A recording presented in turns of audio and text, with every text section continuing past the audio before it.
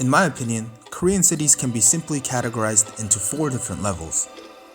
The first are the huge special or metropolitan cities like Seoul or Busan, the skyscraper-filled cities that attract the most locals and travelers. These cities are different because they don't belong to any specific province. For example, Seoul's official name is Seoul 특별시, meaning Seoul Special City, which means despite Seoul being landlocked within Gyeonggi province, it doesn't belong to it. It's like Seoul is a different province on its own. Then we have the cities that aren't categorized as a special or metropolitan city and belong to a province but are still very modernized and has a high population, sometimes more than the metropolitan cities themselves. Cities like Suwon of Gyeonggi province or Changwon of South Gyeongsang province fit into these categories. Then we have the cities like Jeonju or Gyeongju that seem to be a bit stopped in time. The cities that saw less development within Korea's modern history due to a combination of various reasons. These cities usually have a fairly high population, modern infrastructure, and often hold on to great historical heritages. But if you have visited them, I'm sure you'll be able to see traces of Korea in its 1980s and 1990s, about the time the economic boom of Korea started to decline.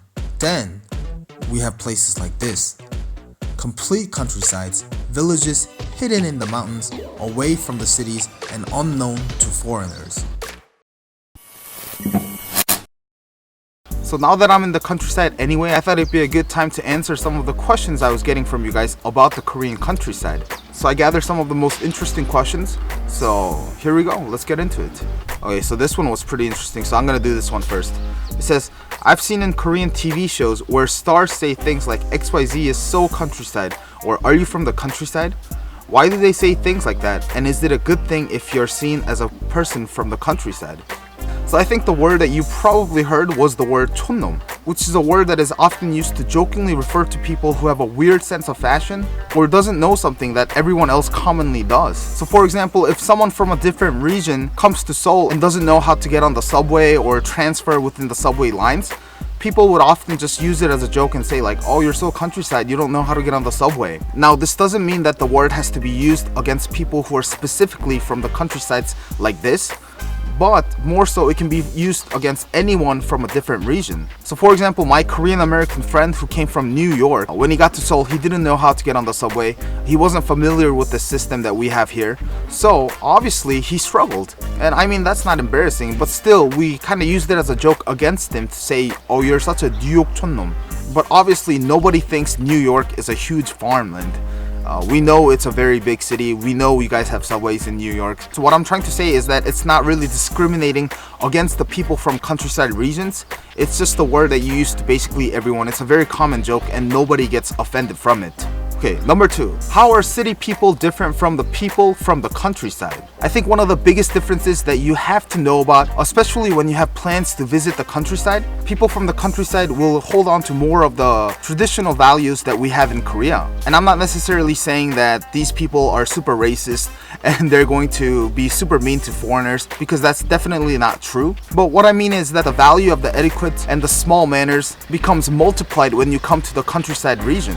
And I think I can answer this better when I use an example. So for example, during the Korean holidays, when my uncles, when my aunts, when my cousins gather up to my grandparents' place, my cousins and uncles who smoke have the hardest time here, because even in the cities it's not considered polite to smoke in front of your elders. But in the city, obviously it's very easy to hide it. You can hide between buildings, you can easily get away from the elders and kind of smoke in a hidden area and not get caught. But in a village like this, obviously that's not the case, because first of all, everyone is like an elder here. And on top of that, my grandparents know everyone in this village, and everyone in this village know my grandparents and probably know us. So smoking somewhere in the village and getting caught by an elder of the village would be very frowned upon, and it wouldn't make your grandparents very proud.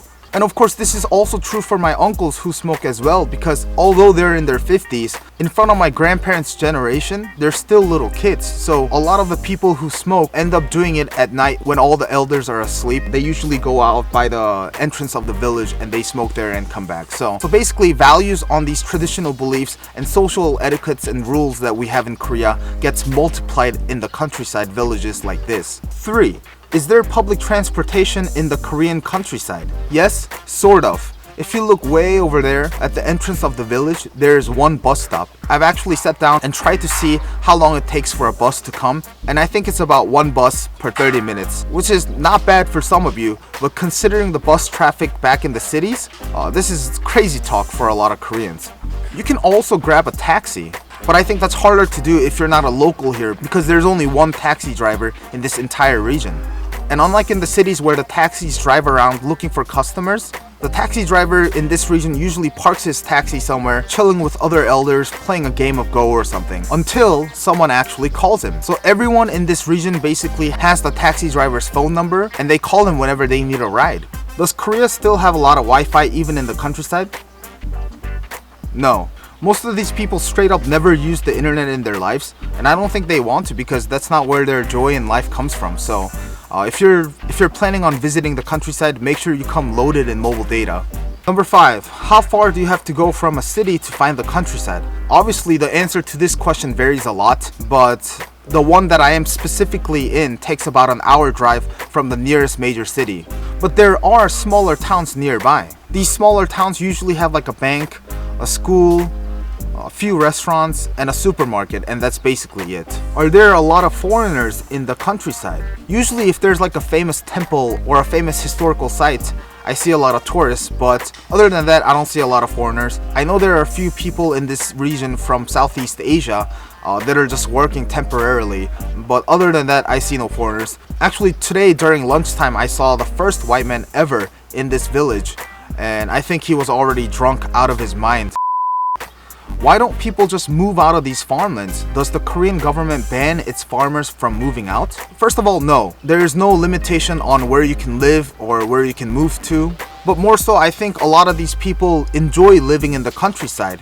Of course, as a person who was born and grew up in a city, it's hard to relate to. But for example, I know my grandparents don't like it when they have to be in a big city or they have to stay in my place for a long time. Because to them, farming and chilling with the friends who lived here all their lives with them is really where their joy in life comes from. And they find nothing in the city more convenient for them to move out of these small villages. And plus that a lot of the younger people that live in these small villages sometimes are from the big cities. So for example, after my friend was done with college and got a job and got his own place and moved out, his parents, who were born and raised in Seoul all their lives, moved deep into the mountains of Gangwon province because they were sick of all these busy city lifestyle. Okay, so that's it.